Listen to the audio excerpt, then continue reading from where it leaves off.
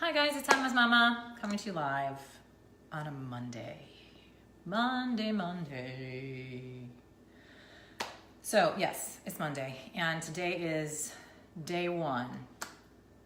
Daddy has left the building. Hubby has left the building. And no, he isn't divorcing me. No, we're not separating, nothing like that. So don't pee your pants. He's just officially gotten on an airplane, packed up his stuff, and he has moved to California. So yes, California, here I come, here we come. But Daddy's going first. So Daddy is on his way, well, he's there now. So he officially left last night to start his job in California. And he starts first thing this morning. And so he had to fly there yesterday to get there in time so that he could start his new job first thing this morning. And so, as you may recall, I landed late on Friday night from Europe, had literally about 30 hours with him before he got on a plane and left. And we don't know when we will see him again. It could be weeks, it could be months before we see him again.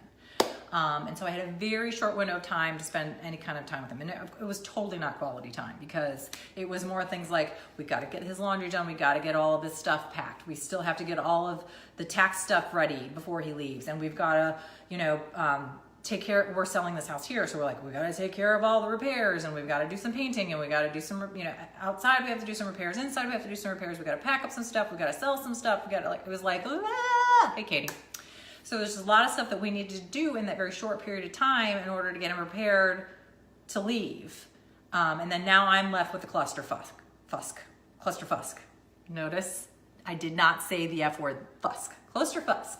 Because now that he's gone, I am in charge of managing my two children, managing, the dog, whatever, managing this house, managing the sale of this house, managing the sale of the contents of this house, packing this house, moving this house, finding a school for my kids, helping to find a house for my kids out there. And I'm doing this solo, folks. I am doing this single parenting style. And so I'm like a freaking mess. And so when we left him yesterday, I don't think the kids fully grasped the whole concept, the fact that he's leaving and we had no idea when we're going to see him again. Here's me thinking, oh, this is the last time I'm going to sleep with him in the same bed for God knows how long. And, oh, this is the last breakfast we're going to have together, or this is the last time he'll say goodnight to the kids, or this is the last time he'll help me pack a lunch, or, whatever. So it was kind of emotional thinking about all these last times in this house with him as he was leaving. And so we're taking him to the airport and we got out and we went with him to to the security checkpoint to make sure that he got onto the plane, watched him wave down behind the glass. And I cried and I tried to be so strong for my kids, but in reality, not only am I going to miss him, but I am so scared. I'm so scared. I'm so scared. I'm so scared to do this by myself. There's just so much life-changing stuff, and I'm just trying to be so strong for my kids because I know that they don't really get what's going on, and I'm trying to act like this is a really big adventure, and it's really just flipping scary to me because it's a lot that I have to manage, and I have to put on this brave face, and yeah. So anyway, so I was hugging him and I was just crying and I was saying, I don't know what I'm going to do. I don't know how I'm going to do all of this by myself. And my son, in his infinite wisdom, turns to me and he says, Mommy, I know you're going to be sad because Daddy's going to be gone, but you're not alone. He says, God is always with you. And Papa, my dad, Papa is always with you. And Mom, I'm here too. And my husband looks over and he says, yeah, you know what, Enzo, I'm putting you in charge. You have to help out. You have to listen to your mom, and you have to be helpful and help take care for your sister. Because it's, okay, this is gross, but I'm wiping my face with a dish towel. Because, you're kind of the man of the house now, right? And so here I am, so impressed with my son with his infinite wisdom, but at the same time, I'm also thinking he doesn't know what's ahead. And maybe it's best that he doesn't know what's ahead. And then it's I love him so much, and all I wanted to do was hug him, and he just said the most perfect, beautiful things, and all I could think of is I just need my son to hug me right now. And then I thought, you know what? How terrible of a mom am I that I am expecting my son to console me. Not expecting him, but hoping that he's going to console me. That's a lot to put on a 6-year-old, right? So then I get home, actually this gets even better. So when this is backtrack a bit, my husband is literally weighing his bags at the counter. You know, your bags can only weigh 50 pounds, or you have to pay like $100 per bag. If you have 51 pounds, you know, you have to be exactly 50 or less pounds. So he's got these bags, and the woman's like, you're at 51 pounds. She's like, I'm going to overlook it this time, but you got to remember next time, like, you got to shift some stuff around or whatever. We're not going to do it to you this time, because you got to be under 50 pounds. So the next time when you fly out of here, the next time you fly out of here, just make sure it's under 50 pounds. And she kept saying, the next time that you fly out of here, and I tried to hold back the tears, because I'm saying to myself, he's never going to fly out of here again. He's never going to. Yeah. So, and then we say goodbye to Daddy, and my kids are just running around like spazzes. Like, I don't think they really understood that, like, he was leaving and we don't know when he's coming back. And we get in the car, and like, we get home, and I just got myself a big fat glass of red wine, and I ate a piece of pizza, and I ate ice cream, and I was like, this is it. This is what I need to do to take care of myself right now. And I wrote a letter to I sent an email to his teacher saying, like, FYI, I don't know if my kids, if it's the reality set in for them yet. That we probably won't see Daddy for another 6 to 8 months. So I think at some point that's going to happen. And I just want to brace you for that. And if something, you know, just be sensitive to my kids having this issue, and if they like start to misbehave or act out or be sad or cry or whatever, please just help keep me in the loop. And FYI, I'm a mess right now. So, and he has really great teachers, and they, you know, responded saying, oh, you know, you'll be fine. We'll hear if you need anything, and you know, even if you just need someone to drink a glass of wine with. And that's why I know I have really good friends and really good teachers and stuff. So I know that was really comforting. So then this morning I put my kids in the car, and my son Enzo says to me, Mom, I can't believe I really do miss Daddy a lot. And I was like, it's funny, because yesterday you were saying that like you could care less if Daddy was leaving, and that Mommy's the one who can't fly away anymore. Mommy's the one who can't leave anymore, and that I always have to stay here, and Daddy can fly wherever he wants or go wherever he wants, but you can't do any of that. And so that really hit home, that I realized that my kids need me a whole lot more than I thought, and that I really love the fact that I am doing something valuable. All this time I thought I was just wiping butts and giving snacks, and it's more than that. They intrinsically, whatever, need me, and that makes me feel good, but also it's a huge responsibility.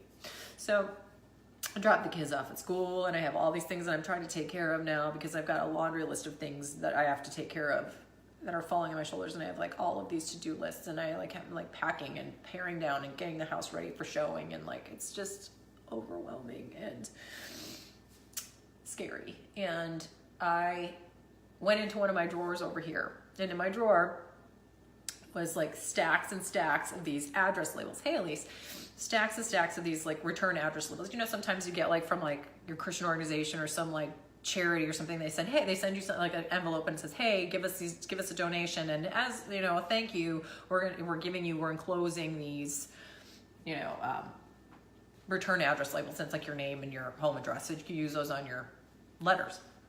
Yes, I am wiping my face with a towel. And I was like looking at this, and I have like stacks and stacks of these, and I realized and they were like Christmas ones, and I was like, oh, I should keep those for next year so I can put them on my Christmas cards. And then I realized I'm not gonna be living here next year at Christmas. I'm gonna be living here next year at Christmas. Like, all of this is like becoming really, really real, and the scary part is, and it's fine. It's gonna be great. It's gonna be this really great adventure, and I keep telling myself that, and I know God has got me in his sights, and this is like part of a grand plan, and he's gonna take such awesome freaking care of me and my kids. But this is just that season of like challenge where I feel really alone, and my husband is really far away, and I am really in charge of 2 children, and really in charge of this house, and selling it and all of its contents, and moving it, and finding the right schools for my kids, and helping my kids make new friends and say goodbye to old friends. And then I don't have any friends either. So if anybody knows anything about the Modesto or Lodi areas of California, or maybe has a sister or a cousin or a friend or something out there that you can introduce me to, let me know, because I don't know anyone there.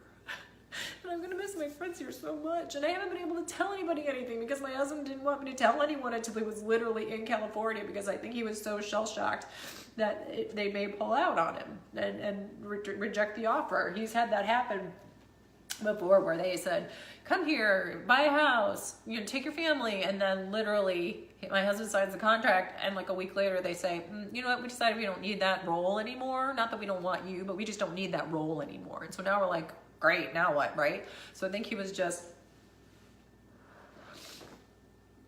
so nervous that this was going to fall through. He didn't want to tell anyone that we were where we were going or when he was going. And he hasn't even told his dad. He hasn't told anyone in his family. And here I am announcing it to Facebook before he's even told his family. So I'm sure I'm going to catch hell for that too. But yeah, I haven't really been able to tell my friends we were going, because for a while it was, we might be in California, or we might be in Seattle, or we might be in Atlanta, or we might be in Chicago. There was a point where we were like going to be in Kansas. I mean, like there was literally that many offers that were on the table that he was like juggling. And I was like, I have no idea. I have no idea. So yes, Daddy has left the building. And my kids, I think, it's going to hit them a lot harder than they think, because in the past, Daddy's traveled like 3 out of every 4 weeks about a month, right? But the last 9 months, he's been unemployed and he's been at home 24/7. And my kids are going to realize that, hey, he's not here 24/7 anymore. Now I'm going to have to try to be mommy and daddy and packer and shipper and seller of this house. And I just...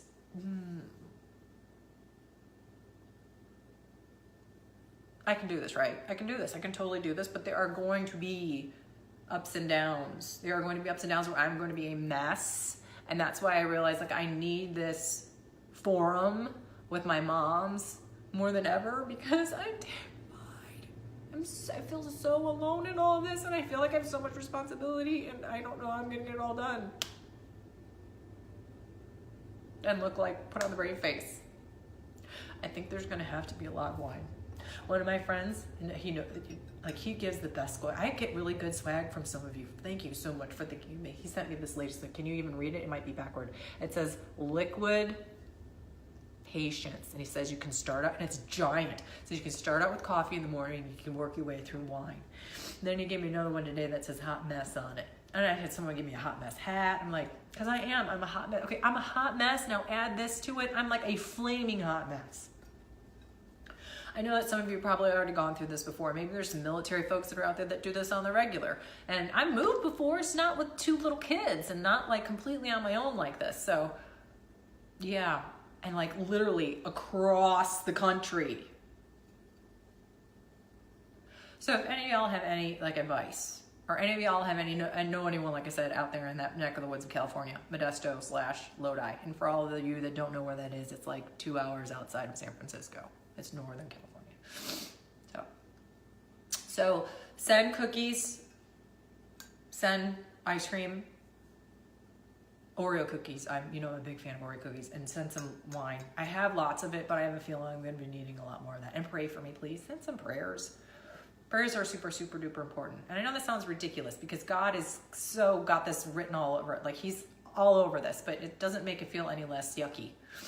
So here's me trying to be the brave mom, and instead I am a flaming hot mess. And I gained 3 pounds when I went overseas. Now I gotta go work it off at the health club because like I've got so much time to do that. Okay, enough of my pity party. Just know that like I am on this weird emotional space, and there may be days where I get on and I'll be super happy, and there will be other days where I am not so happy.